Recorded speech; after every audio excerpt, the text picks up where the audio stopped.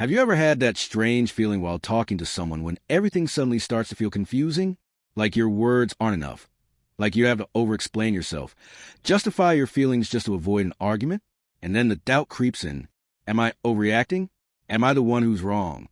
If so, pay close attention, because that's not insecurity, it's a trap. It's emotional manipulation disguised as a normal conversation, a subtle form of control that makes you question yourself and even your sanity. Today, we're going to expose every dirty move in this twisted play so that, from now on, you can recognize the script before it even starts, and never fall for it again. There are phrases that seem harmless, common in our everyday lives, but they carry a powerful poison underneath. They set the tone of the conversation, cast you as a villain in the story, and turn the manipulator into the victim, the hero, the therapist, all at once. These words are tools used to control, to deflect blame, to confuse your mind and weaken your confidence. In today's video, we're going to uncover the 5 most toxic phrases manipulators use, understand why they work so well, and learn how to counter them firmly, smartly, and without losing your dignity. Get ready to put an end to this emotional game once and for all. The first one is that classic line, "Wow, you're so sensitive." Behind this seemingly harmless phrase lies a clear attempt to invalidate your feelings. It's the most disguised and cruel way of saying, your feelings bother me because they expose who I really am. The manipulator doesn't want you to question their actions, so they try to train you to doubt your own emotions, to stay quiet, to bottle things up, to pretend everything's fine. But here's a powerful comeback that helps you reclaim control. Sensitive? No. Aware. And my discomfort is a sign that something's not right here. Recognizing your sensitivity is recognizing your strength, not your weakness. The second toxic phrase you need to watch out for is, "You're always making a mountain out of a molehill." This is one of the manipulator's most common tactics, to downplay the importance of your boundaries and emotions. They want to redefine the seriousness of the situation based on what suits them, belittling your perception and experience. What to you is a clear boundary, to them is an overreaction, drama, or worse, nonsense. But here's the plain truth. If the water is spilling over, the problem isn't the size of your feelings, it's the size of the glass they're trying to fit you into. Your feelings are valid and legitimate.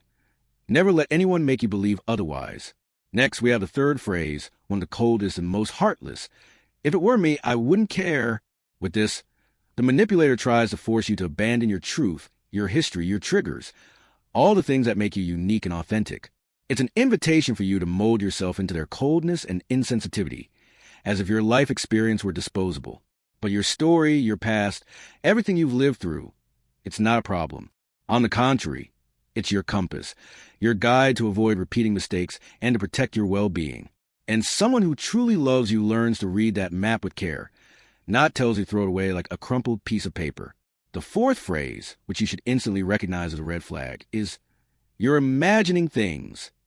This is a classic form of gaslighting, a direct attack on your perception of reality. It's a cruel trick aimed at making you doubt what your eyes see and what your heart feels. You know what a manipulator fears the most? That you'll trust your intuition more than their empty excuses. So trust that persistent doubt in your mind. It's not deceiving you.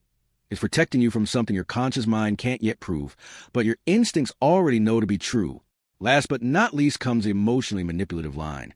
Are you really going to throw everything away over this? It's the manipulator's final card when they realize their game is falling apart. They try to make you feel guilty for standing up for your boundaries, as if you're the villain simply for wanting respect and honesty. But here's the truth you need to hold on to. The cost of staying with someone like that is far too high. Your self-worth, your mental health, your inner peace, they're all at stake. And the answer you should give calmly and firmly is simple and powerful. If that's the price to keep this going, then it was never worth in the first place. Manipulators don't need to yell to control you. Many times, all it takes is a whispered phrase with the right intention to make you doubt yourself and lose your grip. But today, you've cracked the code. Today, you've learned to identify the poison before even taking the bait. So next time someone tries to call you sensitive, look them straight in the eye and say with all your strength, "Yes, sensitive enough to know this game is over, and I'm not playing anymore.